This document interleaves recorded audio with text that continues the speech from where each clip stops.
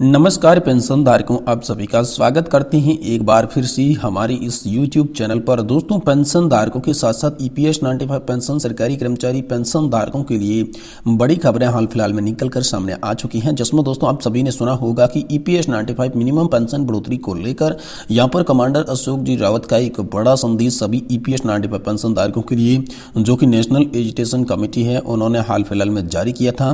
जिसमें कमांडर अशोक जी रावत ने कहा था कि सरकार को हल्के में ना ले, तो इसके बारे में भी बात करेंगे। वहीं दोस्तों हम बात करने वाले हैं रिटायर्ड कर्मचारियों को अब मिलती रहेगी हर महीने यहाँ पर 15,000 रुपये तक की पेंशन।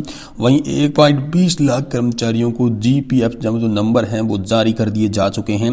इसको लेकर भी बड़ी खबर है, इसके बारे में भी हम बात करेंगे। साथ ही दोस्तों वेतन वृद्धि के साथ साथ EP अपनी मांग को लेकर पहुंचे OP के पास और मांगों का लिया यहाँ पर जायजा। आप सभी के लिए बड़ी खबर निकल कर आ रही है। वहीं पेंशन होल्डर्स को मिल रही है खास सुविधा, घर बैठे जमा कर सकते हैं जीवन प्रमाण पत्र, लाइफ सर्टिफिकेट का झंझट आप सभी के लिए खत्म हो चुका है। वहीं पेंशन कैलकुलेशन नया जारी हो चुका है। जी हां दोस्तों, पेंशन का नया कैलकुलेशन यहाँ पर जारी हो चुका है, जिसके तहत हम आपको एक उदाहरण के माध्यम से डिफरेंस पेंशन के अंदर बताएंगे कि अगर आपकी पेंशनेबल सैलरी कितनी है तो पेंशन का अमाउंट जो है वो क्या होने वाला है और इसमें डिफरेंस कितना नजर आ रहा है। ऑप्ट की है सबसे कितनी पेंशन है और नॉन ऑप्ट के है सबसे कितनी पेंशन है। दोस्तों इसके बारे में आप सभी को विस्तार से जानकारी इस वीडियो के अंदर देने वाले हैं। कर्मचारियों की हो गई है इसमें बल्ले बल्ले, नौकरी के बाद मिलेगी काफी मोटी पेंशन, तो इसके बारे में भी दोस्तों आज की इस वीडियो में बात करेंगे।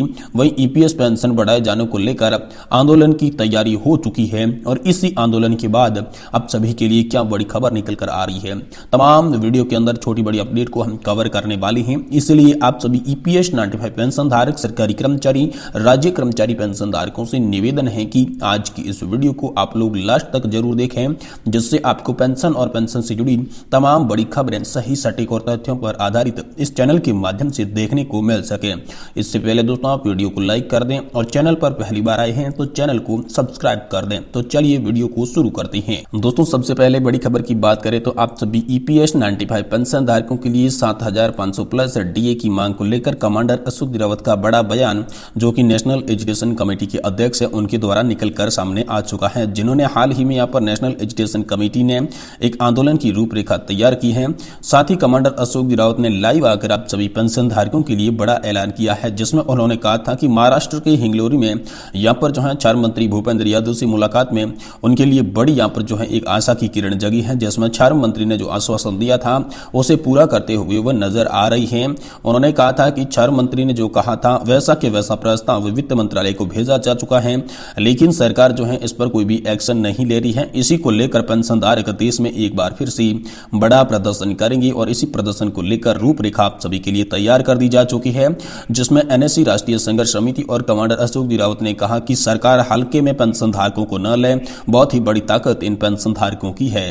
तो दोस्तों अगली बड़ी खबर की बात करें तो इन रिटायर्ड कर्मचारियों को अब मिलेगी हर महीने 15,000 रुपए तक की पेंशन। जहां तो आखिर किनको यहाँ पर 15,000 की पेंशन मिलेगी, चलिए जानते हैं। देखिए दोस्तों, कर्मचारियों और पेंशन धारकों के लिए अच्छी खबर है। जी हाँ दोस्तों, हिमाचल प्रदेश की सुखविंदर सिंह सुक्खू सरकार ने ओल्ड पेंशन योजना को लागू कर अब प्रदेश की 1.20 लाख कर्मचारियों को GPF नंबर जारी किए हैं। इसके साथ ही प्रदेश भर से सेवानिवृत्त 800 कर्मचारियों की पुरानी पेंशन का लाभ मिलना भी शुरू हो चुका है।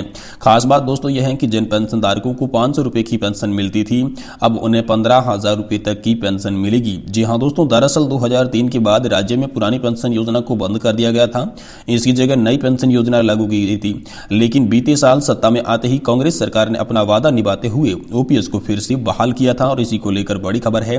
दोस्तों इस संबंध में सोमवार को महासचिव का प्रतिनिधिमंडल प्रधान महालेखाकार सुनील कुमार के कार्यालय में मिला और स्मृति चिन्ह भेंट करके सम्मानित किया। इस मौके पर महासंघ के कार्यक्रम में वर्तमान में कहा गया कि 800 सेवानिवृत्त कर्मचारियों को मासिक पेंशन 15,000 रुपए मिलने लगी है, जबकि NPS में रहते 150 से लगाकर 500 रुपए की मासिक पेंशन उन्हें मिल रही थी।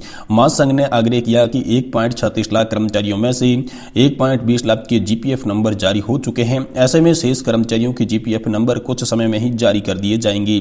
वहीं राज्य विद्युत बोर्ड के 6,000 कर्मचारियों में OPS के दायरे में लाने से मुख्यमंत्री सुखविंदर सिंह सुक्खू का भी यहाँ पर आग्रह किया गया। तो दोस्तों यहाँ पर बात करें कि OPS में सरकारी कर्मचारी रिटायर होने के बाद आखिरी मूल वेतन और महंगाई भत्ते की आधी रकम बतौर पेंशन ताउम्र सरकारी राज्य कोष से दी जाती थी। OPS में हर हाल में हर साल में 2 बार महंगाई भत्ता भी बढ़कर मिलता था। पेंशन पाने आने वाले सरकारी कर्मचारियों की मौत होने पर उनके परिवार को पेंशन दिया जाना ओपीएस में शामिल था। और एनपीएस एक कंट्रीब्यूशन धारी स्कीम है जिसमें कर्मचारी अपने वेतन का 10% हिस्सा देता है। सरकारी कर्मचारी एनपीएस खाते में 14% भाग सरकार डालती है और नई पेंशन योजना के तहत सरकारी कर्मचारी अपने मूल पेंशन वेतन का 10% भी यहां पर देता है। दोस्तों, ओपीएस में रिटायरमेंट कर्मचारियों के बाद 20 लाख रुपए तक की ग्रेजुएटी मिलती है। ओपीएस में कर्मचारियों के लिए 6 महीने के बाद मिलने वाला महंगाई भत्ता यानी कि डीए लागू होता है और पेंशन कमीशन के लागू होने पर पेंशन रिवाइजन होने का भी फायदा रिटायर्ड कर्मचारियों को यहां पर मिलता है। वहीं दोस्तों, एनपीएस में रिटायर्ड के समय ग्रेजुएटी का कोई स्थायी प्रावधान नहीं है और इसमें दोस्तों यहां पर कोई उचित लाभ जो है वो नहीं मिल पाते हैं। ओपीएस के विपरीत नई पेंशन स्कीम को रिटायरमेंट पर शेयर बाजार के अनुसार जो भी पैसा मिलेगा उस पर उसे टैक्स देना होगा। ओपीएस में कर्मचारियों के रिटायरमेंट पर जीपीएफ के ब्याज पर उसे किसी भी प्रकार का इनकम टैक्स नहीं देना पड़ता था। वही दोस्तों, अगली बड़ी खबर की बात करें तो वेतन वृद्धि और ईपीएफ की मांग को लेकर पहुंचे ओपी के पास। जी हां दोस्तों, ये बड़ी खबर रायगढ़ से निकलकर सामने आ रही है। महिला व बाल विकास की संविदा कर्मचारियों की मांग महीनों से लंबित थी। वित्त मंत्री ने सचिव से की है बात। जी हां दोस्तों, महिला एवं बाल विकास विभाग की कई महीनों से लंबित वेतन वृद्धि और ईपीएफ को लेकर संविदा कर्मचारी वित्त मंत्री ओपी चौधरी से मिले पहुंचे। जन दर्शन में उन्होंने मुख्यमंत्री को ज्ञापन दिया। कर्मचारियों के सामने ही विभाग सचिव को फोन कर जल्द ही निराकार करने को यहां पर कह दिया गया। बाल विकास प्राधिकरण मिशन वात्सल्य बाल संरक्षण रायगढ़ के संविदा कर्मचारियों को 27% वेतन वृद्धि और साथ ही साथ ईपीएफ कटौती के संबंध में वित्त मंत्री ने शासन ओपी चौधरी से रायगढ़ की जर्सन में यहां पर जो है मुलाकात की। उन्होंने बताया कि 1 जुलाई 2023 से राज्य के सभी 37,000 संविदा कर्मचारियों के लिए 27% वेतन वृद्धि का आदेश था, लेकिन 6 महीने बीत जाने के बाद वेतन वृद्धि नहीं मिली। मिशन वात्सल्य बाल संरक्षण के जिले में 500 यहां पर 25 संविदा कर्मी पदस्थ हैं और इसके अलावा इन कर्मचारियों को यहां पर जो भविष्य निधि का लाभ दिए जाने के भी आदेश जारी कर दिए जा चुके हैं। वहीं दोस्तों, पेंशन होल्डर को मिल रहा है खास सुविधा, घर बैठे जमा कर सकते हैं जीवन प्रमाण पत्र। लेकिन इससे पहले हम बात करते हैं दोस्तों पेंशन धारकों के लिए जारी होगा नया पेंशन का कैलकुलेशन की। जी हां दोस्तों, आप यहां पर स्पष्ट रूप से देख सकते हैं पेंशन का नया कैलकुलेशन, जिसमें दोस्तों एक्सक्यूरी ऑफ ऑप्शन दिए गए हैं, यानी कि किसने ऑप्ट किया है और किसने ऑप्ट नहीं किया है। इसके बाद यहां पर डिफरेंस भी आप सभी यहां पर साफ तौर पे देख पाएंगे। और इसके बाद जो पेंशनेबल सैलरी, अगर आपकी पेंशनेबल सैलरी आपने ऑप्ट नहीं की है और 2,10,000 रुपए की है तो उसका पेंशन अमाउंट जो है वो 96,000 तक बनता है। और नॉन ऑप्ट नहीं ऑप्ट करने वालों की यहाँ पर जो 15,000 रुपए की सैलरी है तो इसमें 6,857 रुपए की पेंशन बन रही है। मतलब यहाँ पर अंतर दर्शाया गया है 89,000 का दोस्तों यहाँ पर पेंशन के अंदर अंतर देखने को मिलेगा। ये पेंशन का नया कैलकुलेशन जारी हुआ है और इसी के तर्ज पर कहा यह जा रहा है कि कर्मचारियों की बल्ले बल्ले होने वाली है। नौकरी के बाद उन्हें भरपूर पेंशन का जो है वो लाभ मिलने वाला है। तो अब हम बात करते हैं पेंशन होल्डर को आखिर क्या खास सुविधा मिल रही है। घर बैठे जमा करवा सकते हैं जीवन प्रमाण पत्र, यानी कि दोस्तों साल में एक बार जीवन प्रमाण पत्र जमा करना हर पेंशन होल्डर्स के लिए जरूरी होता है। आमतौर पर सरकार की ओर से लाइफ सर्टिफिकेट जमा कराना अंतिम महीना नवंबर तक का होता है। हालांकि इस बार लाइफ सर्टिफिकेट जमा करने की लास्ट डेट बढ़ती रही है।